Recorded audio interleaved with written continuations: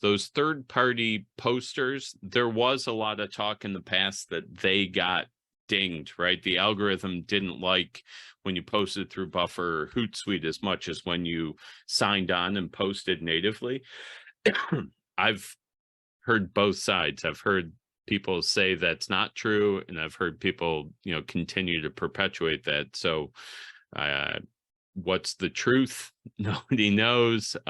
You almost have to test yourself, right? And if you do it natively for a couple weeks and then do it through Hootsuite for a couple of weeks, what's the breakdown? So, For me, I okay. think that the consistency is worth the trade-off. I don't know if it gets lower reach, but Yep. getting everything scheduled out ahead of time is what allows me to be consistent, and I would rather have that. Yeah.